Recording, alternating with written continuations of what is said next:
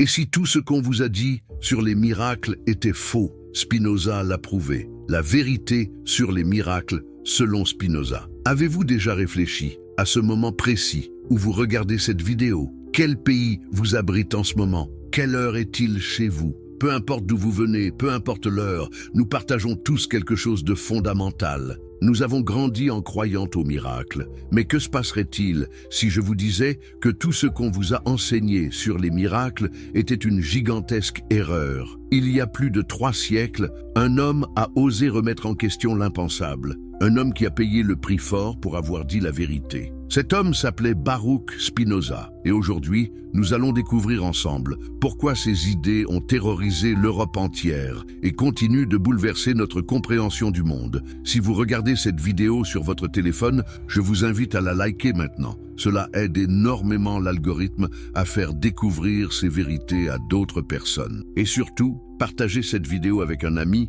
parce que ce que vous allez apprendre aujourd'hui va littéralement changer votre perception de la réalité. Préparez-vous à un voyage dans l'esprit le plus révolutionnaire de l'histoire de la philosophie. Préparez-vous à découvrir que les miracles ne sont pas ce que vous croyez. L'homme qui a défié Dieu, Amsterdam, 1656. Imaginez-vous dans cette ville prospère des Provinces-Unies, où les tulipes valent plus cher que l'or, et où les marchands juifs ont trouvé refuge après des siècles de persécution. Dans cette communauté séfarade, une cérémonie extraordinaire se déroule dans la synagogue portugaise. Mais ce n'est pas une célébration, c'est une condamnation. Pouvez-vous imaginer le silence de mort qui règne quand le rabbin prononce ces mots terrifiants en hébreu? Qu'il soit maudit le jour, qu'il soit maudit la nuit, qu'il soit maudit quand il se couche et quand il se lève? Ces mots s'adressent à un jeune homme de 24 ans, brillant, respecté, promis à un avenir glorieux dans la communauté. Son nom,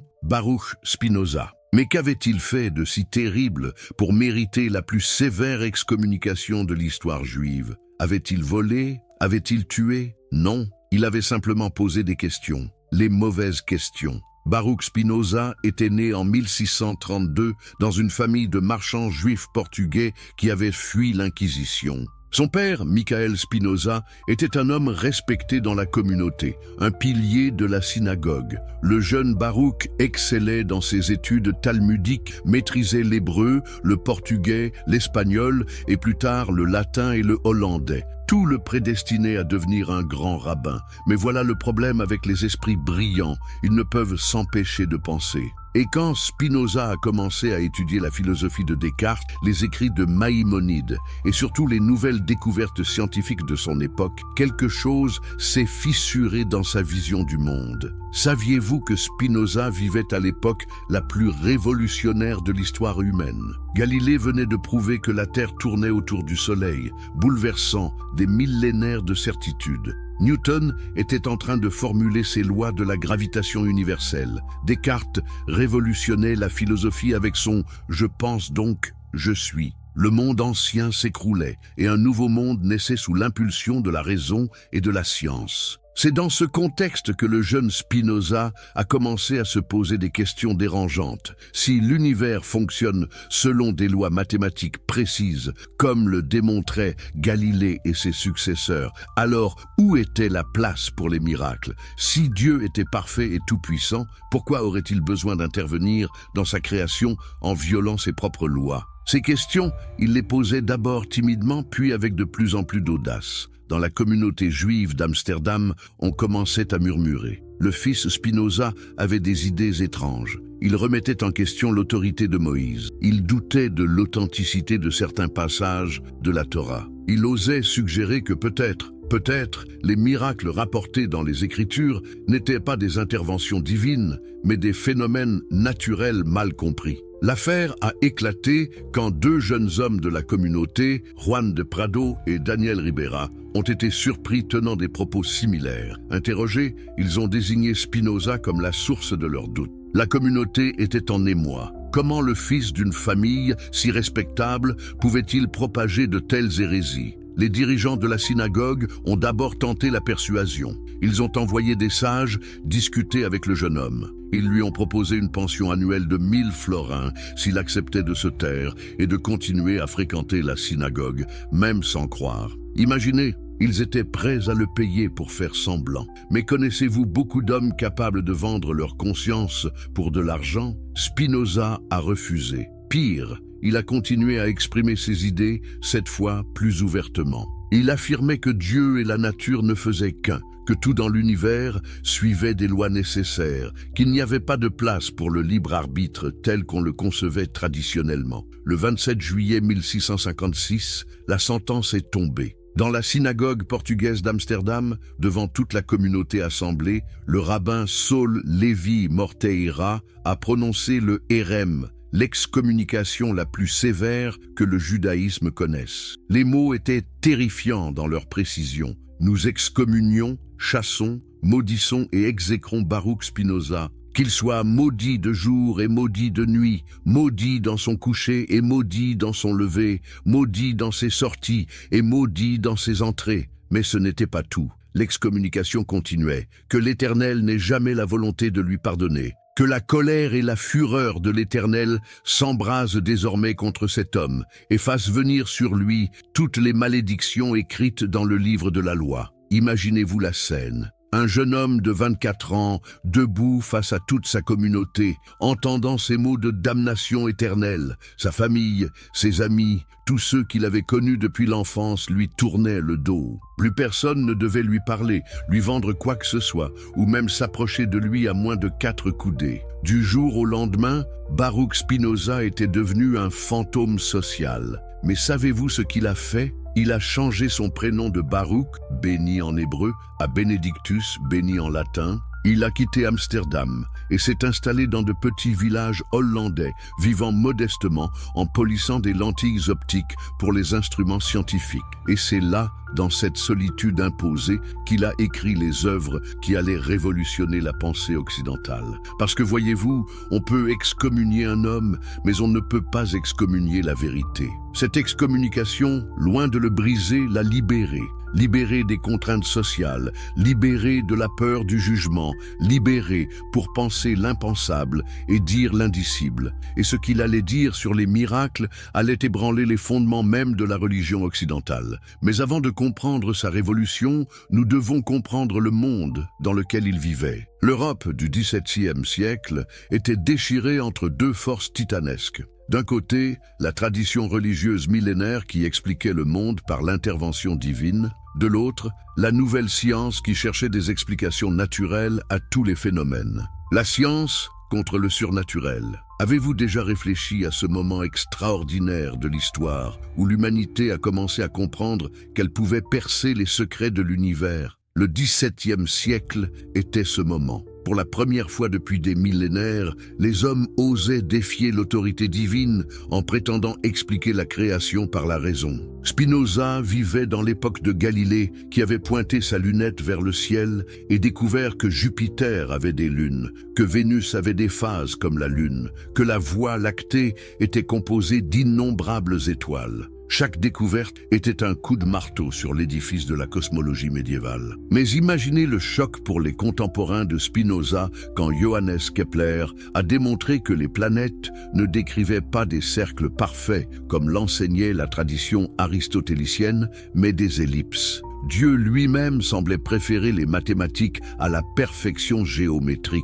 Et puis il y avait Isaac Newton, ce génie anglais qui allait publier ses Principia Mathematica en 1687, quelques années après la mort de Spinoza. Newton démontrait que la même force qui faisait tomber une pomme gouvernait le mouvement des planètes. Une seule loi, simple et élégante, expliquait à la fois le terrestre et le céleste. Comprenez-vous la révolution que cela représentait? Pendant des siècles, on avait enseigné que le monde terrestre était imparfait, corruptible, soumis au changement, tandis que le monde céleste était parfait, incorruptible, éternel. Newton venait de prouver que c'était faux. Il n'y avait qu'un seul univers, régi par les mêmes lois partout. C'est dans ce contexte révolutionnaire que Spinoza a développé sa philosophie. Si l'univers entier obéissait à des lois mathématiques, si chaque phénomène avait une cause naturelle, alors où était la place pour les miracles? Spinoza, contrairement à ses contemporains, a poussé cette logique jusqu'à ses conséquences ultimes. Il n'a pas cherché de compromis entre science et religion. Il a eu le courage de dire « Si la science a raison, alors notre conception traditionnelle des miracles est fausse. Mais qu'est-ce qu'un miracle selon la conception traditionnelle? C'est un événement qui viole les lois de la nature, qui suspend temporairement l'ordre naturel pour manifester la puissance divine. Moïse qui sépare les eaux de la mer Rouge, Josué qui arrête le soleil, Jésus qui marche sur l'eau ou ressuscite Lazare. Tous ces événements sont censés démontrer que Dieu peut intervenir dans sa création quand il le souhaite. Mais Spinoza a posé une question dévastatrice. Si Dieu est parfait, pourquoi aurait-il besoin de corriger sa création? Si les lois de la nature sont l'expression de la volonté divine, comment Dieu pourrait-il les violer sans se contredire lui-même? Imaginez la logique implacable de Spinoza. Si Dieu est tout-puissant et parfait, alors sa création doit être parfaite. Si sa création est parfaite, alors les lois qui la gouvernent sont parfaites. Si ces lois sont parfaites, alors les violer serait un signe d'imperfection. Donc, soit Dieu n'est pas parfait, soit les miracles n'existent pas. Mais Spinoza allait plus loin. Il affirmait que ce que nous appelons miracles ne sont que des phénomènes naturels dont nous ignorons les causes. Un éclair était un miracle pour nos ancêtres. Nous savons aujourd'hui que c'est une décharge électrique. Une éclipse terrifiait les populations. Nous savons que c'est un phénomène astronomique prévisible. Prenez l'exemple de la peste qui ravageait régulièrement l'Europe. Pendant des siècles, on l'a considéré comme un châtiment divin. Un miracle négatif, si vous voulez. Les populations priaient, faisaient des processions, flagellaient les supposés coupables. Mais quand on a découvert le rôle des rats et des puces dans la transmission de la maladie, le miracle s'est transformé en phénomène naturel, compréhensible et contrôlable. Spinoza appliquait ce même raisonnement au miracle biblique. Le passage de la mer Rouge peut être un phénomène de marée exceptionnel ou un assèchement temporaire dû à des vents violents. Le manne dans le désert peut être une substance naturelle sécrétée par certains arbres, comme on en trouve encore aujourd'hui dans la région. Les guérisons miraculeuses, l'effet placebo et le pouvoir de suggestion étaient déjà connus à l'époque. Mais attention, Spinoza ne niait pas la valeur spirituelle de ces récits. Il distinguait soigneusement entre la vérité historique et la vérité morale. Un récit pouvait être faux historiquement mais vrai moralement. L'important n'était pas de savoir si Moïse avait réellement séparé les eaux, mais de comprendre le message de libération que ce récit véhiculait. Cette distinction était révolutionnaire. Pour la première fois, un penseur osait dire qu'on pouvait conserver la valeur spirituelle des Écritures tout en rejetant leurs prétentions à la vérité historique et scientifique. Mais savez-vous ce qui rendait la position de Spinoza encore plus radicale? Il affirmait que la nature elle-même était divine. Son fameux De Sive Natura, Dieu ou la nature, signifiait que Dieu n'était pas un être séparé de sa création, mais la création elle-même dans sa totalité et sa perfection. Si Dieu est la nature, alors chaque loi naturelle est une expression directe de la volonté divine. La gravitation universelle de Newton n'est pas moins divine que la résurrection de Lazare. Au contraire, elle est plus divine, parce qu'elle révèle l'ordre éternel et immuable qui gouverne l'univers. Cette vision transformait radicalement notre rapport au monde. Au lieu de chercher Dieu dans l'exception, dans la violation de l'ordre naturel, il fallait le chercher dans l'ordre lui-même. Au lieu d'attendre des interventions miraculeuses, il fallait comprendre et admirer la perfection des lois naturelles. Comprenez-vous à quel point cette philosophie était dangereuse pour les autorités religieuses de l'époque? Si Spinoza avait raison, alors tout l'édifice de la religion traditionnelle s'écroulait. Plus besoin de prêtres pour intercéder auprès de Dieu. Plus besoin de rituels pour attirer sa faveur. Plus besoin de craindre sa colère ou d'espérer ses miracles. La vraie religion, selon Spinoza, consistait à comprendre et à aimer les lois éternelles qui gouvernent l'univers. La vraie piété était la recherche scientifique. Le vrai miracle était l'existence même de ces lois parfaites et immuables. Mais cette révolution philosophique allait avoir des conséquences pratiques énormes. Si les miracles n'existaient pas, comment interpréter les Écritures qui en regorgent? Comment concilier la foi et la raison? Comment répondre à ceux qui fondaient leur autorité sur leur capacité supposée à accomplir des prodiges? Réinterpréter les Écritures. Avez-vous déjà essayé de lire la Bible avec les yeux d'un scientifique du XVIIe siècle? Imaginez le vertige que devait ressentir Spinoza en ouvrant ce livre qu'il avait étudié depuis l'enfance, mais avec une perspective complètement nouvelle. Chaque page contenait des affirmations qui semblaient contredire tout ce que la science moderne était en train de découvrir. Spinoza a été le premier à appliquer à la Bible les méthodes de la critique historique, révolutionnaire. Jusqu'alors, les Écritures étaient considérées comme la parole directe de Dieu, dictée mot à mot aux prophètes. Remettre en question cette origine divine était un sacrilège. Mais Spinoza avait une question simple. Si Dieu est parfait et éternel, pourquoi sa parole contiendrait-elle des erreurs factuelles et des contradictions? Prenez l'exemple du Pentateuque, les 5 premiers livres de la Bible traditionnellement attribués à Moïse. Spinoza a remarqué quelque chose d'étrange. Le Deutéronome décrit la mort de Moïse avec des détails précis. Comment Moïse aurait-il pu écrire le récit de sa propre mort? C'était logiquement impossible. Plus troublant encore, le texte affirmait qu'aucun prophète n'avait surpassé Moïse jusqu'à ce jour. Cette expression impliquait que l'auteur écrivait longtemps après la mort de Moïse, avec une perspective historique sur la succession des prophètes. Moïse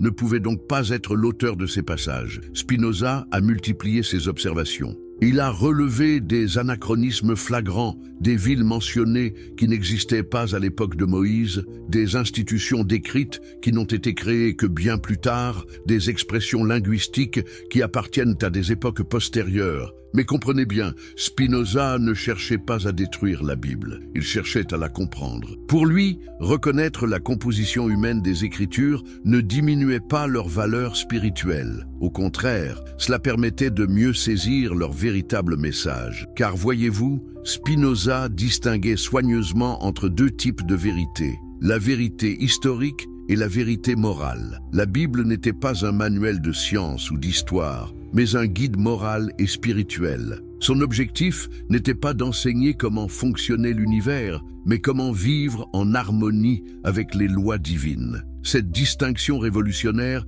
permettait de résoudre l'apparente contradiction entre foi et raison. Quand la Bible affirmait que Josué avait arrêté le soleil, elle ne décrivait pas un phénomène astronomique réel. Elle exprimait poétiquement l'idée que Dieu avait favorisé Israël dans cette bataille. L'important n'était pas la réalité physique de l'événement, mais son signification spirituelle. Appliquons cette méthode aux miracles les plus célèbres de l'Ancien Testament. La séparation de la mer Rouge. Spinoza suggérait qu'un vent violent avait pu temporairement assécher une partie de la mer, permettant aux Hébreux de passer. Phénomène rare mais naturel que l'auteur biblique avait interprété comme une intervention divine. Le miracle du manne dans le désert. Encore aujourd'hui, certains arbres du Sinaï sécrètent une substance sucrée comestible. Les Hébreux affamés auraient découvert cette providence naturelle et l'auraient considérée comme un don divin. Ce qui était vrai, la nature pourvoit à nos besoins, mais selon ses propres lois. Les 10 plaies d'Égypte, Spinoza les expliquait comme une série de catastrophes naturelles en chaîne. Une prolifération d'algues rouges empoisonne l'eau du Nil, première plaie, ce qui fait fuir les grenouilles vers la terre ferme, deuxième plaie, créant des conditions favorables aux parasites, troisième et quatrième plaie, et ainsi de suite. Chaque phénomène déclenchait le suivant selon un enchaînement causal naturel. Mais que faisait Spinoza des prophéties? Comment expliquer que des hommes puissent prédire l'avenir sans intervention surnaturelle? Sa réponse était d'une modernité saisissante.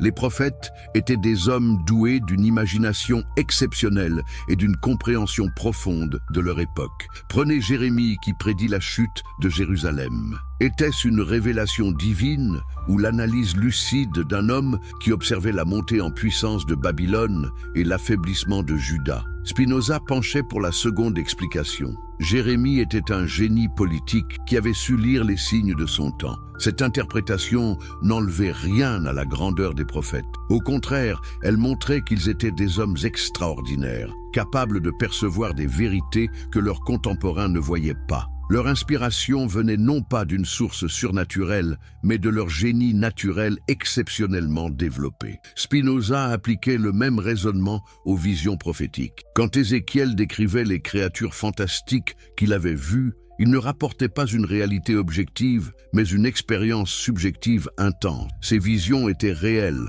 en tant qu'expérience psychologique, mais elles n'impliquaient pas l'existence objective des créatures décrites. Cette psychologie de la prophétie était révolutionnaire. Spinoza expliquait que les prophètes recevaient leurs révélations selon leur tempérament et leur culture. Moïse, homme de loi, recevait des commandements juridiques. Salomon, homme de sagesse, recevait des maximes morales. Chacun interprétait l'inspiration divine selon sa propre nature. Mais alors, objecterez-vous, comment distinguer la vraie prophétie de la fausse? Spinoza avait une réponse simple. Par ses fruits moraux, une vraie prophétie pousse à la justice, à la charité, à l'amour du prochain. Une fausse prophétie sème la haine, la division, la superstition. Cette méthode permettait de faire le tri dans les textes sacrés. Certains passages, inspirés par la vraie sagesse, conservaient leur valeur universelle. D'autres, marqués par l'ignorance ou les préjugés de leur époque, devaient être replacés dans leur contexte historique.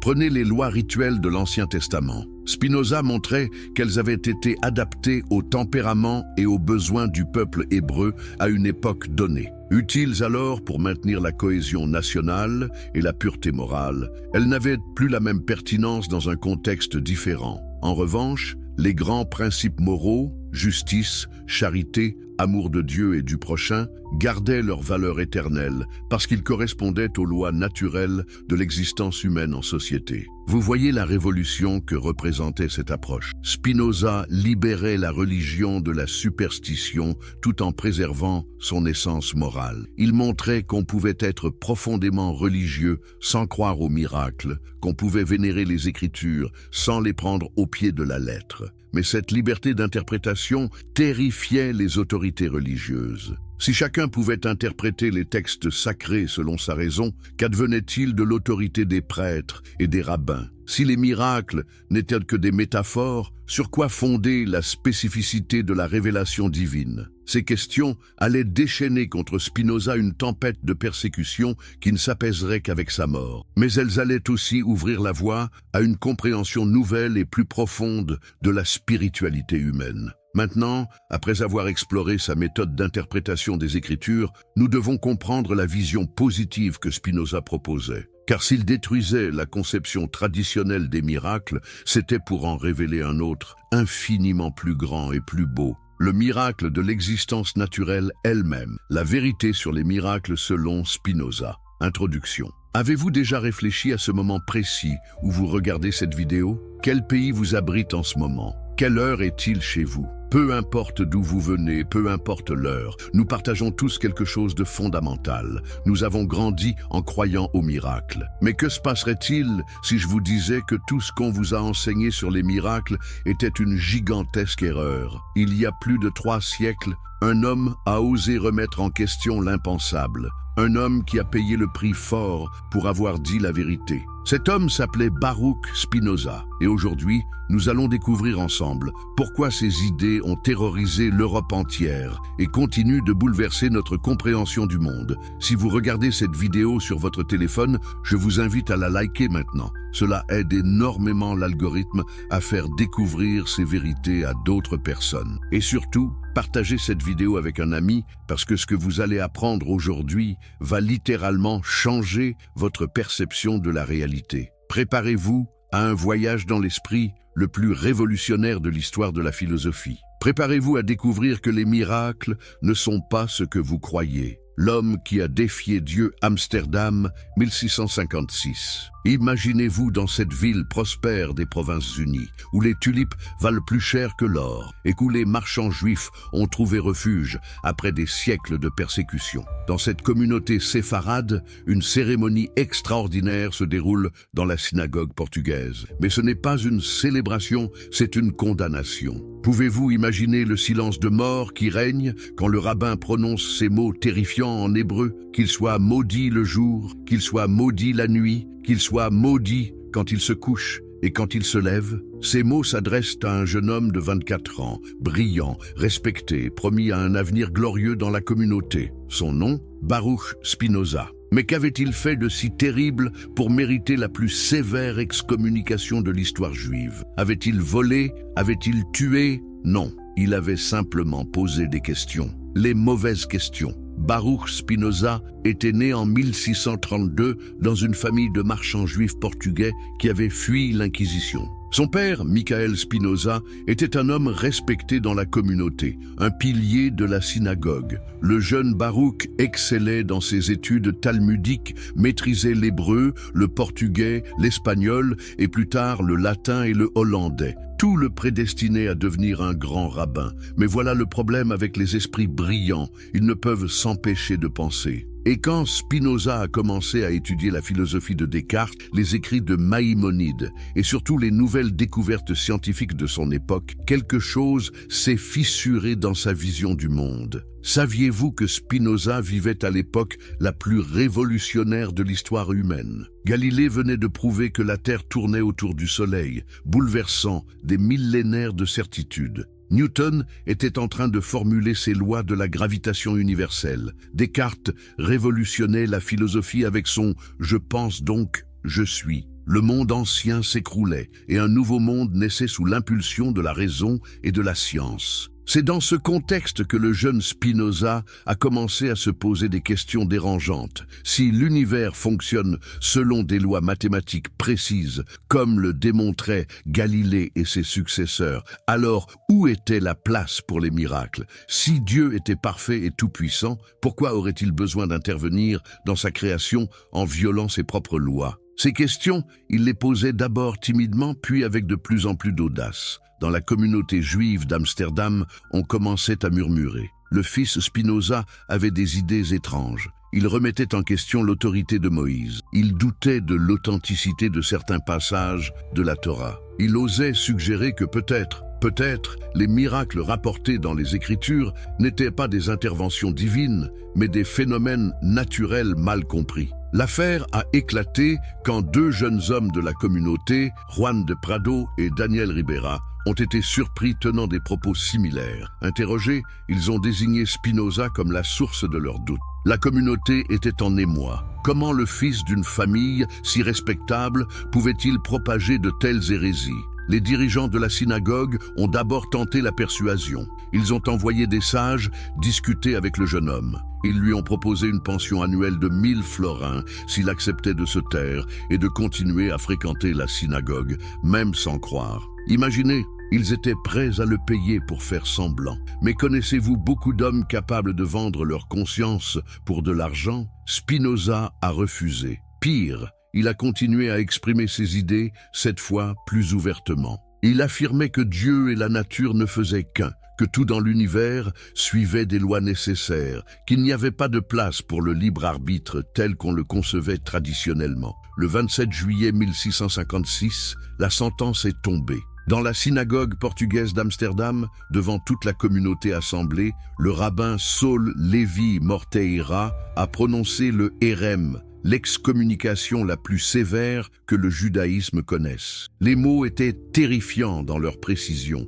Nous excommunions, chassons, maudissons et exécrons Baruch Spinoza, qu'il soit maudit de jour et maudit de nuit, maudit dans son coucher et maudit dans son lever, maudit dans ses sorties et maudit dans ses entrées. Mais ce n'était pas tout. L'excommunication continuait. Que l'Éternel n'ait jamais la volonté de lui pardonner. Que la colère et la fureur de l'Éternel s'embrasent désormais contre cet homme et fassent venir sur lui toutes les malédictions écrites dans le livre de la loi. Imaginez-vous la scène. Un jeune homme de 24 ans, debout face à toute sa communauté, entendant ces mots de damnation éternelle. Sa famille, ses amis, tous ceux qu'il avait connus depuis l'enfance lui tournaient le dos. Plus personne ne devait lui parler, lui vendre quoi que ce soit, ou même s'approcher de lui à moins de 4 coudées. Du jour au lendemain, Baruch Spinoza était devenu un fantôme social. Mais savez-vous ce qu'il a fait ? Il a changé son prénom de Baruch, béni en hébreu,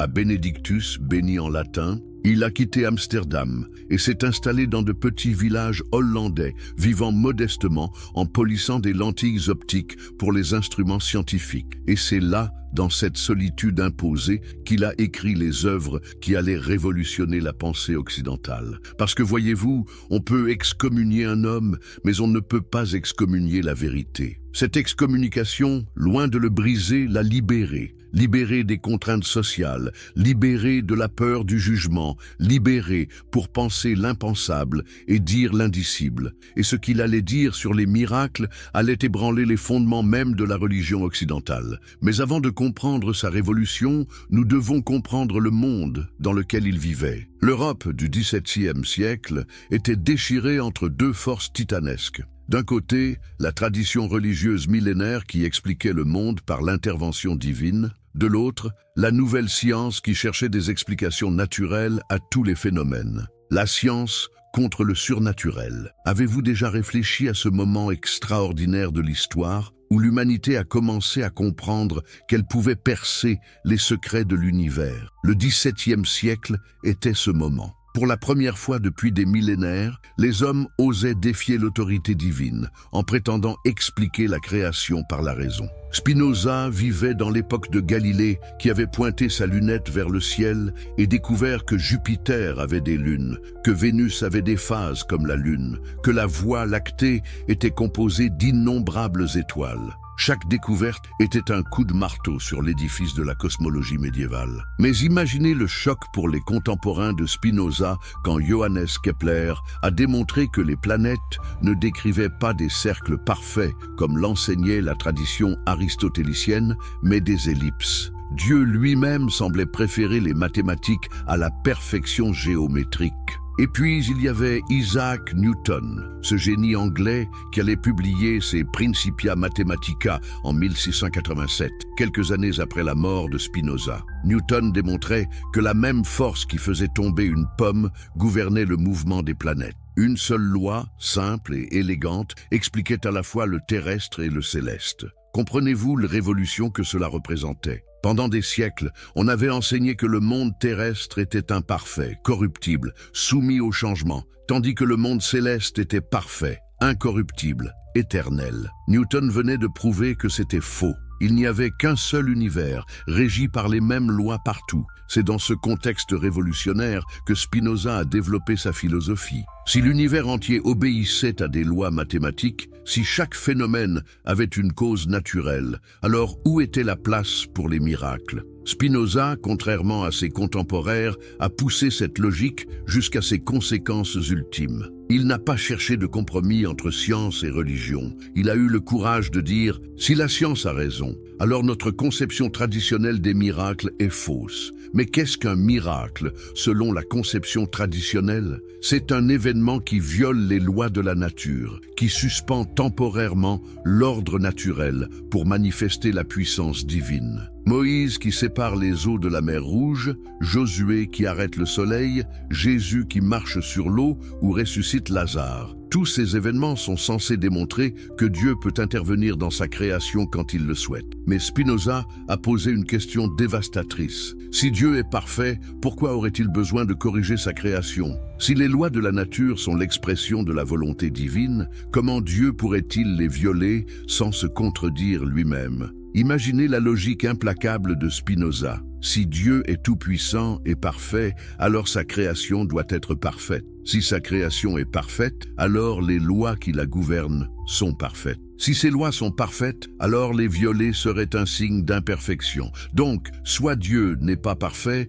soit les miracles n'existent pas. Mais Spinoza allait plus loin. Il affirmait que ce que nous appelons miracles ne sont que des phénomènes naturels dont nous ignorons les causes. Un éclair était un miracle pour nos ancêtres. Nous savons aujourd'hui que c'est une décharge électrique. Une éclipse terrifiait les populations. Nous savons que c'est un phénomène astronomique prévisible. Prenez l'exemple de la peste qui ravageait régulièrement l'Europe. Pendant des siècles, on l'a considérée comme un châtiment divin. un miracle négatif, si vous voulez. Les populations priaient, faisaient des processions, flagellaient les supposés coupables. Mais quand on a découvert le rôle des rats et des puces dans la transmission de la maladie, le miracle s'est transformé en phénomène naturel, compréhensible et contrôlable. Spinoza appliquait ce même raisonnement au miracle biblique. Le passage de la mer Rouge peut être un phénomène de marée exceptionnel ou un assèchement temporaire dû à des vents violents. Le manne dans le désert peut être une substance naturelle sécrétée par certains arbres, comme on en trouve encore aujourd'hui dans la région. Les guérisons miraculeuses, l'effet placebo et le pouvoir de suggestion étaient déjà connus à l'époque. Mais attention, Spinoza ne niait pas la valeur spirituelle de ces récits. Il distinguait soigneusement entre la vérité historique et la vérité morale. Un récit pouvait être faux historiquement mais vrai moralement. L'important n'était pas de savoir si Moïse avait réellement séparé les eaux, mais de comprendre le message de libération que ce récit véhiculait. Cette distinction était révolutionnaire. Pour la première fois, un penseur osait dire qu'on pouvait conserver la valeur spirituelle des Écritures tout en rejetant leurs prétentions à la vérité historique et scientifique. Mais savez-vous ce qui rendait la position de Spinoza encore plus radicale? Il affirmait que la nature elle-même était divine. Son fameux De Sive Natura, Dieu ou la nature, signifiait que Dieu n'était pas un être séparé de sa création, mais la création elle-même dans sa totalité et sa perfection. Si Dieu est la nature, alors chaque loi naturelle est une expression directe de la volonté divine. La gravitation universelle de Newton n'est pas moins divine que la résurrection de Lazare. Au contraire, elle est plus divine, parce qu'elle révèle l'ordre éternel et immuable qui gouverne l'univers. Cette vision transformait radicalement notre rapport au monde. Au lieu de chercher Dieu dans l'exception, dans la violation de l'ordre naturel, il fallait le chercher dans l'ordre lui-même. Au lieu d'attendre des interventions miraculeuses, il fallait comprendre et admirer la perfection des lois naturelles. Comprenez-vous à quel point cette philosophie était dangereuse pour les autorités religieuses de l'époque? Si Spinoza avait raison, alors tout l'édifice de la religion traditionnelle s'écroulait. Plus besoin de prêtres pour intercéder auprès de Dieu. Plus besoin de rituels pour attirer sa faveur. Plus besoin de craindre sa colère ou d'espérer ses miracles. La vraie religion, selon Spinoza, consistait à comprendre et à aimer les lois éternelles qui gouvernent l'univers. La vraie piété était la recherche scientifique. Le vrai miracle était l'existence même de ces lois parfaites et immuables. Mais cette révolution philosophique allait avoir des conséquences pratiques énormes. Si les miracles n'existaient pas, comment interpréter les Écritures qui en regorgent? Comment concilier la foi et la raison? Comment répondre à ceux qui fondaient leur autorité sur leur capacité supposée à accomplir des prodiges? Réinterpréter les Écritures. Avez-vous déjà essayé de lire la Bible avec les yeux d'un scientifique du XVIIe siècle? Imaginez le vertige que devait ressentir Spinoza en ouvrant ce livre qu'il avait étudié depuis l'enfance, mais avec une perspective complètement nouvelle. Chaque page contenait des affirmations qui semblaient contredire tout ce que la science moderne était en train de découvrir. Spinoza a été le premier à appliquer à la Bible les méthodes de la critique historique, révolutionnaire. Jusqu'alors, les Écritures étaient considérées comme la parole directe de Dieu, dictée mot à mot aux prophètes. Remettre en question cette origine divine était un sacrilège. Mais Spinoza avait une question simple. Si Dieu est parfait et éternel, pourquoi sa parole contiendrait-elle des erreurs factuelles et des contradictions? Prenez l'exemple du Pentateuque, les 5 premiers livres de la Bible traditionnellement attribués à Moïse. Spinoza a remarqué quelque chose d'étrange. Le Deutéronome décrit la mort de Moïse avec des détails précis. Comment Moïse aurait-il pu écrire le récit de sa propre mort? C'était logiquement impossible. Plus troublant encore, le texte affirmait qu'aucun prophète n'avait surpassé Moïse jusqu'à ce jour. Cette expression impliquait que l'auteur écrivait longtemps après la mort de Moïse, avec une perspective historique sur la succession des prophètes. Moïse ne pouvait donc pas être l'auteur de ces passages. Spinoza a multiplié ses observations. Il a relevé des anachronismes flagrants, des villes mentionnées qui n'existaient pas à l'époque de Moïse, des institutions décrites qui n'ont été créées que bien plus tard, des expressions linguistiques qui appartiennent à des époques postérieures. Mais comprenez bien, Spinoza ne cherchait pas à détruire la Bible, il cherchait à la comprendre. Pour lui, reconnaître la composition humaine des Écritures ne diminuait pas leur valeur spirituelle. Au contraire, cela permettait de mieux saisir leur véritable message. Car voyez-vous, Spinoza distinguait soigneusement entre deux types de vérité, la vérité historique et la vérité morale. La Bible n'était pas un manuel de science ou d'histoire, mais un guide moral et spirituel. Son objectif n'était pas d'enseigner comment fonctionnait l'univers, mais comment vivre en harmonie avec les lois divines. Cette distinction révolutionnaire permettait de résoudre l'apparente contradiction entre foi et raison. Quand la Bible affirmait que Josué avait arrêté le soleil, elle ne décrivait pas un phénomène astronomique réel. Elle exprimait poétiquement l'idée que Dieu avait favorisé Israël dans cette bataille. L'important n'était pas la réalité physique de l'événement, mais son signification spirituelle. Appliquons cette méthode aux miracles les plus célèbres de l'Ancien Testament. La séparation de la mer Rouge. Spinoza suggérait qu'un vent violent avait pu temporairement assécher une partie de la mer, permettant aux Hébreux de passer. Phénomène rare mais naturel que l'auteur biblique avait interprété comme une intervention divine, le miracle du manne dans le désert. Encore aujourd'hui, certains arbres du Sinaï sécrètent une substance sucrée comestible. Les Hébreux affamés auraient découvert cette providence naturelle et l'auraient considérée comme un don divin. Ce qui était vrai, la nature pourvoit à nos besoins, mais selon ses propres lois. Les 10 plaies d'Égypte, Spinoza les expliquait comme une série de catastrophes naturelles en chaîne. Une prolifération d'algues rouges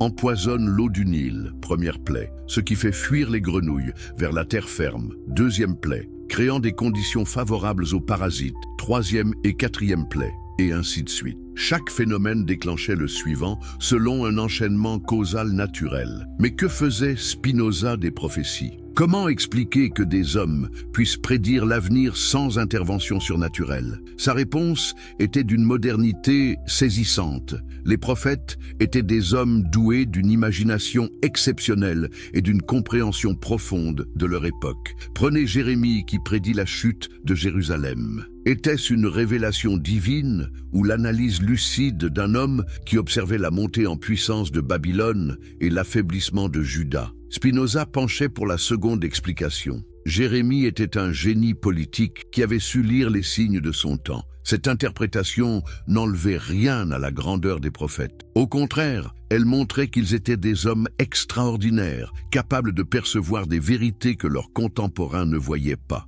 Leur inspiration venait non pas d'une source surnaturelle, mais de leur génie naturel exceptionnellement développé. Spinoza appliquait le même raisonnement aux visions prophétiques. Quand Ézéchiel décrivait les créatures fantastiques qu'il avait vues, il ne rapportait pas une réalité objective, mais une expérience subjective intense. Ces visions étaient réelles en tant qu'expérience psychologique, mais elles n'impliquaient pas l'existence objective des créatures décrites. Cette psychologie de la prophétie était révolutionnaire. Spinoza expliquait que les prophètes recevaient leurs révélations selon leur tempérament et leur culture. Moïse, homme de loi, recevait des commandements juridiques. Salomon, homme de sagesse, recevait des maximes morales. Chacun interprétait l'inspiration divine selon sa propre nature. Mais alors, objecterez-vous, comment distinguer la vraie prophétie de la fausse ? Spinoza avait une réponse simple. Par ses fruits moraux, une vraie prophétie pousse à la justice,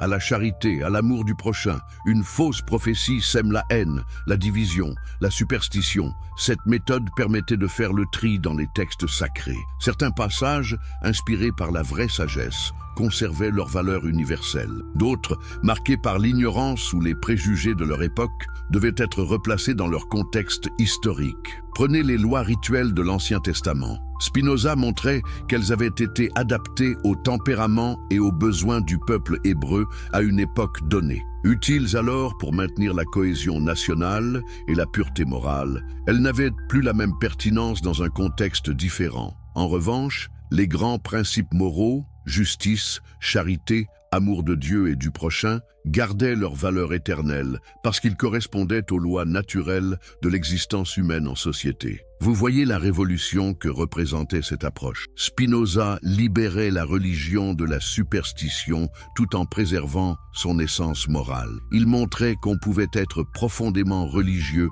sans croire aux miracles, qu'on pouvait vénérer les Écritures sans les prendre au pied de la lettre. Mais cette liberté d'interprétation terrifiait les autorités religieuses. Si chacun pouvait interpréter les textes sacrés selon sa raison, qu'advenait-il de l'autorité des prêtres et des rabbins? Si les miracles n'étaient que des métaphores, sur quoi fonder la spécificité de la révélation divine? Ces questions allaient déchaîner contre Spinoza une tempête de persécution qui ne s'apaiserait qu'avec sa mort. Mais elles allaient aussi ouvrir la voie à une compréhension nouvelle et plus profonde de la spiritualité humaine. Maintenant, après avoir exploré sa méthode d'interprétation des Écritures, nous devons comprendre la vision positive que Spinoza proposait. Car s'il détruisait la conception traditionnelle des miracles, c'était pour en révéler un autre, infiniment plus grand et plus beau, le miracle de l'existence naturelle elle-même. Mais avant de poursuivre cette révélation extraordinaire, permettez-moi une petite pause. Si vous aimez les histoires inspiradoras qui changent notre vision du monde,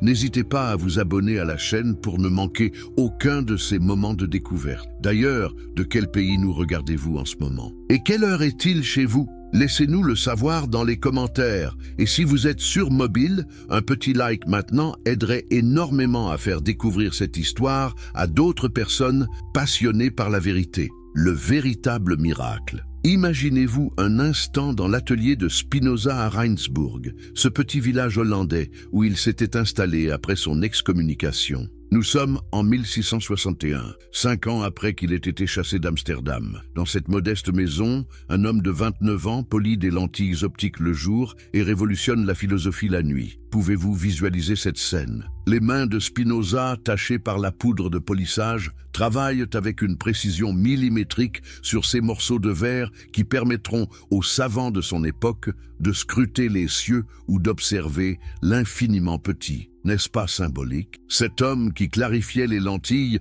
pour mieux voir l'univers était en train de clarifier la pensée humaine pour mieux comprendre Dieu. Car voyez-vous, Spinoza n'était pas un athée comme ses ennemis le prétendaient. Il était peut-être l'homme le plus religieux de son époque, mais sa religion était d'un genre complètement nouveau. Pour lui, Dieu n'était pas un souverain lointain qui intervenait occasionnellement dans les affaires humaines. Dieu était l'univers lui-même, dans toute sa perfection et sa beauté. Avez-vous déjà contemplé un ciel étoilé en réfléchissant au fait que la lumière qui atteint vos yeux a voyagé pendant des millénaires? Cette pensée vertigineuse, Spinoza l'avait déjà. Mais il allait plus loin. Cette lumière, ces étoiles, ces galaxies, tout cela n'était pas la création de Dieu, c'était Dieu lui-même. Son fameux Deus sive natura, Dieu ou la nature, n'était pas une formule creuse. C'était l'expression d'une vision révolutionnaire. L'univers dans son ensemble, avec ses lois immuables,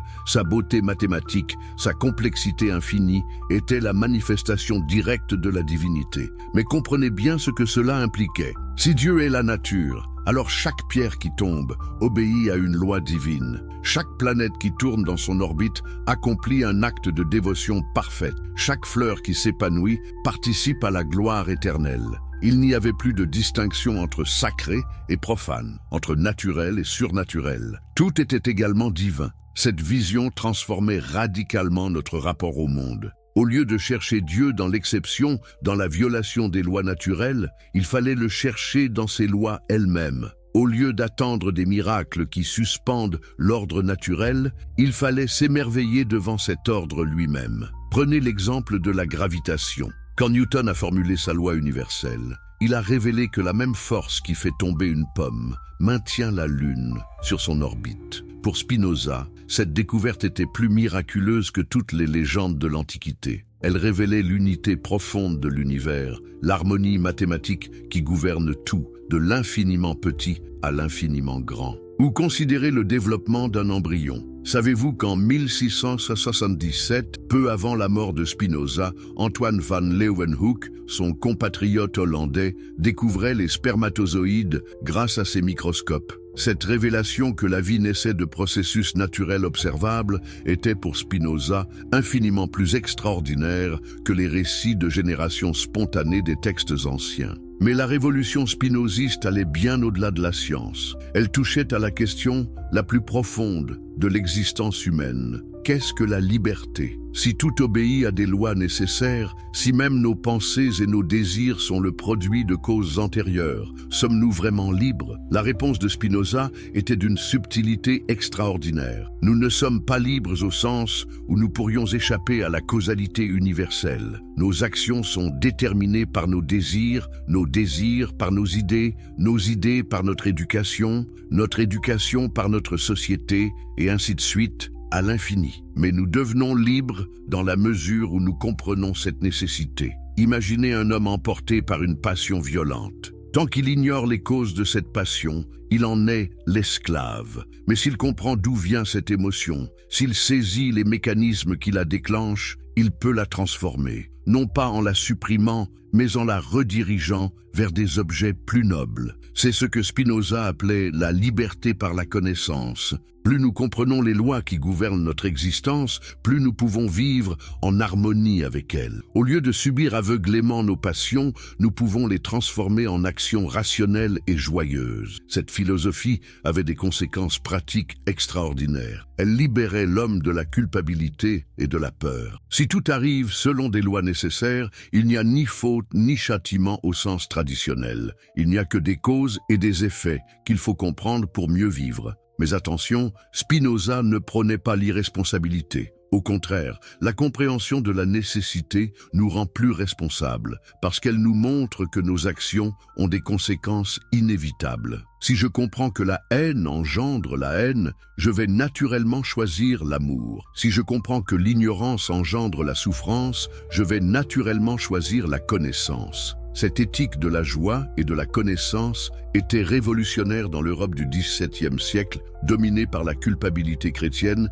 et la peur du châtiment divin. Spinoza proposait une spiritualité sans terreur, une religion sans superstition, une morale sans contrainte extérieure. Mais savez-vous ce qui rendait cette philosophie encore plus dangereuse aux yeux des autorités? Elle sapait les fondements mêmes du pouvoir religieux et politique. Si chaque homme pouvait accéder directement à la vérité par sa raison, à quoi servaient les prêtres? Si Dieu était partout et toujours présent, pourquoi avoir besoin de temples spéciaux? Si la vraie religion consistait à comprendre et aimer les lois naturelles, pourquoi obéir à des dogmes arbitraires? Ces questions ont valu à Spinoza une réputation sulfureuse qui a perduré bien après sa mort. Ses livres ont été interdits, brûlés, mis à l'index. Pendant plus d'un siècle, on n'osait parler de lui qu'en chuchotant. Voltaire lui-même, pourtant peu respectueux des autorités, n'osait pas se réclamer ouvertement de Spinoza. Pourtant, ses idées ont continué à germer dans l'ombre. Elles ont inspiré les philosophes des Lumières, même s'ils n'osèrent pas toujours l'avouer. Diderot, d'Holbach, Lessing ont tous puisé dans la pensée spinoziste. Goethe, ce géant de la littérature allemande, a dit de lui « Spinoza ne me prouve pas l'existence de Dieu, il me montre Dieu ». Mais c'est au XIXe siècle que la réhabilitation de Spinoza a vraiment commencé. Les romantiques allemands, Schleiermacher, Novalis, ont redécouvert sa philosophie de la nature. Hegel l'a salué comme le précurseur de l'idéalisme allemand. Nietzsche, ce contempteur de la religion traditionnelle, a reconnu en Spinoza un frère spirituel. Et puis est venu Einstein. Avez-vous déjà entendu parler de cette anecdote extraordinaire? Quand on a demandé à Einstein s'il croyait en Dieu, il a répondu « Je crois au Dieu de Spinoza qui se révèle dans l'harmonie de tout ce qui existe et non pas en un Dieu qui se préoccupe du destin et des actions des hommes. » Cette phrase résume parfaitement la révolution spinoziste. Dieu n'est pas un être anthropomorphe qui juge et punit, mais l'ordre éternel et parfait qui gouverne l'univers. Les lois de la physique ne sont pas des contraintes imposées à la matière, mais l'expression directe de la sagesse divine. Einstein, cet homme qui a révolutionné notre compréhension de l'espace et du temps, se reconnaissait dans la vision de Spinoza. Pour lui aussi, l'univers était un livre écrit en langage mathématique, et déchiffrer ce langage était la plus haute forme de spiritualité. Mais les intuitions de Spinoza ont trouvé leur confirmation la plus éclatante dans les découvertes de la science moderne. Quand Darwin a démontré que toutes les espèces vivantes descendaient d'ancêtres communs, il confirmait l'unité profonde de la nature que Spinoza avait pressentie. Quand Mendeleïev a classé les éléments chimiques selon leurs propriétés, il révélait l'ordre mathématique sous-jacent à la matière. Quand Watson et Crick ont découvert la structure de l'ADN, ils montraient que la vie elle-même obéissait à des lois précises et universelles. Chaque découverte scientifique confirmait la vision spinoziste. L'univers est un système cohérent, régi par des lois immuables, où rien n'arrive par hasard et où tout est relié à tout. Cette vision était-elle moins religieuse que celle qui peuplait le monde d'interventions miraculeuses? Spinoza aurait répondu « Elle est infiniment plus religieuse, parce qu'elle révèle la véritable grandeur de Dieu ». Imaginez l'émerveillement que peut ressentir un astrophysicien moderne quand il découvre que les mêmes lois qui gouvernent notre système solaire s'appliquent aux galaxies les plus lointaines, ou l'émotion d'un biologiste qui comprend que l'ADN de l'homme partage des séquences avec celui de la plus humble bactérie. Ces découvertes ne révèlent-elles pas une harmonie plus profonde que tous les prodiges de la superstition ? Et que dire des technologies modernes qui permettent à un homme de communiquer instantanément avec un autre situé à l'autre bout de la planète? N'est-ce pas plus miraculeux que toutes les apparitions d'anges de l'histoire? Pourtant, ces miracles de la technologie ne violent aucune loi naturelle. Ils sont l'aboutissement logique de notre compréhension progressive des lois de l'univers. Voilà le véritable miracle selon Spinoza. Non pas la suspension de l'ordre naturel, mais cet ordre lui-même dans sa perfection infinie. Non pas l'intervention arbitraire d'une volonté capricieuse, mais l'expression constante d'une sagesse éternelle. Non pas l'exception qui confirme la règle, mais la règle elle-même dans sa beauté mathématique. Cette révélation transformait complètement notre rapport à l'existence. Au lieu de vivre dans l'attente de prodiges impossibles, nous pouvions nous émerveiller devant les prodiges quotidiens de la nature. Au lieu de mendier des faveurs divines, nous pouvions participer consciemment à l'harmonie universelle. Au lieu de subir passivement notre destin, nous pouvions le comprendre et le vivre joyeusement. Mais cette sagesse spinoziste n'était pas facile à atteindre. Elle demandait un effort constant de compréhension et de dépassement de soi. Elle exigeait de renoncer aux consolations faciles de la superstition pour affronter courageusement la réalité. Elle imposait de remplacer la foi aveugle par l'amour éclairé. C'est pourquoi Spinoza a conclu son chef-d'œuvre, l'Éthique, par ces mots magnifiques « Mais tout ce qui est beau est difficile autant que rare. La sagesse véritable, la liberté authentique, la joie profonde ne s'obtiennent pas par grâce mais par effort. Elles sont le fruit de la connaissance et de l'amour de la vérité. » Conclusion finale. Nous voici arrivés au terme de ce voyage extraordinaire dans l'esprit de Baruch Spinoza. Mais avant de nous séparer, prenons un moment pour mesurer l'ampleur de la révolution que nous venons de découvrir ensemble. Qu'avons-nous appris aujourd'hui? Que les miracles, tels que les concevait la tradition, n'existent pas. Mais cette découverte, loin d'appauvrir notre vision du monde, l'a infiniment enrichi. Car si les miracles traditionnels sont des illusions, le miracle de l'existence naturelle est une réalité éblouissante. Pensez à votre propre existence en ce moment même. Votre cœur bat selon un rythme précis. Vos poumons échangent l'oxygène et le dioxyde de carbone selon des lois chimiques immuables. Votre cerveau traite des millions d'informations selon des mécanismes d'une complexité inouïe. Tout cela se déroule sans intervention miraculeuse, selon l'ordre naturel que Spinoza identifiait à Dieu lui-même. N'est-ce pas infiniment plus extraordinaire que tous les prodiges de la superstition? Cette harmonie parfaite entre votre organisme et l'univers qui l'entoure, cette capacité de votre esprit à comprendre les lois mêmes qui le gouvernent, cette possibilité de transformer la connaissance en amour et l'amour en joie, voilà les vrais miracles de l'existence. Spinoza nous a appris que nous n'avons pas besoin d'attendre des interventions surnaturelles pour vivre une vie spirituelle intense. La spiritualité véritable consiste à comprendre notre place dans l'ordre universel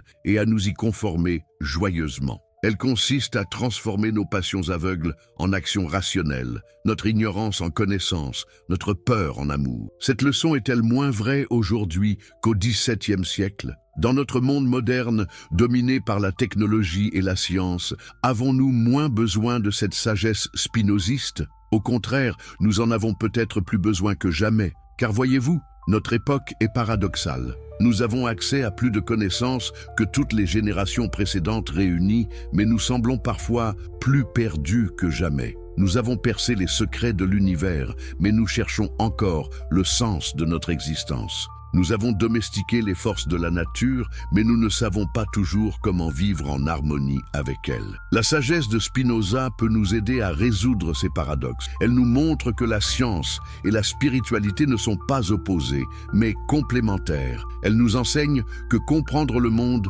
n'est pas une entreprise froide et désenchantée, mais l'expression la plus haute de l'amour divin.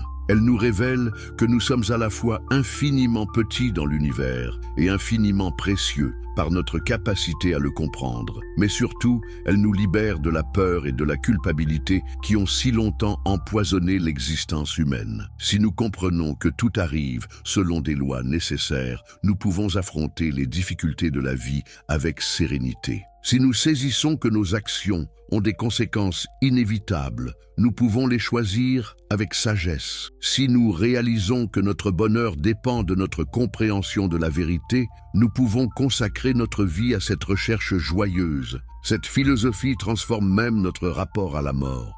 Au lieu de la craindre comme une catastrophe surnaturelle, nous pouvons la comprendre comme un processus naturel, une transformation nécessaire dans l'économie générale de l'univers. Au lieu de chercher une immortalité personnelle impossible, nous pouvons trouver une forme d'éternité dans notre participation à l'ordre universel. Car c'est là peut-être la plus belle découverte de Spinoza. Nous sommes éternels, non pas parce que notre âme individuelle survivrait à la mort de notre corps, mais parce que nous participons à l'éternité de la nature elle-même. Nos pensées vraies, nos amours authentiques, nos joies profondes sont des expressions de cette vérité éternelle qui ne peut ni naître ni mourir. Alors, que faire de cette révélation? Comment vivre selon cette sagesse spinoziste dans notre monde moderne? La réponse est simple, en cultivant la connaissance et l'amour, connaissance de nous-mêmes, des autres, de la nature qui nous entoure, amour de la vérité, de la beauté,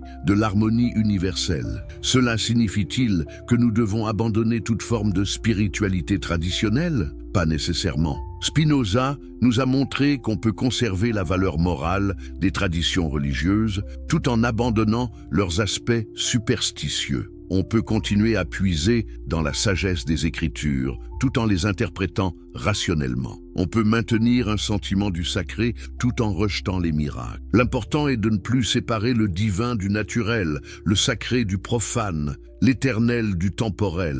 Tout est un dans l'univers spinoziste. Tout est également digne de respect et d'amour. Tout participe à la perfection de l'ensemble. Cette vision nous impose aussi une responsabilité. Si nous sommes partie intégrante de l'ordre universel, nos actions ont des répercussions sur l'ensemble. Si nous comprenons les lois qui gouvernent l'existence, nous devons les respecter et les faire respecter. Si nous accédons à la vérité, nous devons la partager avec générosité. C'est pourquoi je vous invite à faire circuler cette connaissance. Partagez cette vidéo avec vos amis, vos proches, tous ceux qui cherchent encore le sens de l'existence. Non pas pour les convertir à une nouvelle religion, mais pour leur offrir les outils d'une réflexion libre et éclairée. Car voyez-vous, la révolution spinoziste n'est pas terminée. Elle continue aujourd'hui chaque fois qu'un homme ou une femme choisit la raison plutôt que la superstition, la compréhension plutôt que la peur, l'amour plutôt que la haine. Elle continue chaque fois que nous nous émerveillons devant la beauté des lois naturelles, plutôt que d'attendre des interventions miraculeuses. Elle continue chaque fois que nous comprenons que le véritable miracle, c'est l'existence elle-même dans sa perfection infinie. Le miracle de votre conscience qui peut comprendre l'univers, le miracle de votre liberté qui peut choisir la vérité, le miracle de votre amour qui peut embrasser l'éternité. Voilà l'héritage de Spinoza. non pas la destruction des miracles, mais leur transfiguration, non pas l'abandon de Dieu, mais sa redécouverte dans chaque parcelle de réalité, non pas la fin de la spiritualité, mais son accomplissement dans la connaissance et l'amour de la vérité éternelle. Et vous, êtes-vous prêts à voir le monde avec ses yeux nouveaux? Êtes-vous prêt à découvrir que la réalité est infiniment plus miraculeuse que tous les prodiges de l'imagination? Êtes-vous prêt à vivre selon cette sagesse qui transforme la nécessité en liberté, la connaissance en amour et l'existence en éternité? Si la réponse est oui, alors la révolution spinoziste continue. Elle continue en vous, par vous, pour vous et pour tous ceux qui cherchent encore la vérité. Car comme l'a dit ce grand homme, tout ce qui est beau est difficile autant que rare. Mais cette beauté, cette vérité, cette sagesse sont à portée de votre intelligence et de votre cœur. Il ne vous reste plus qu'à tendre la main pour les saisir.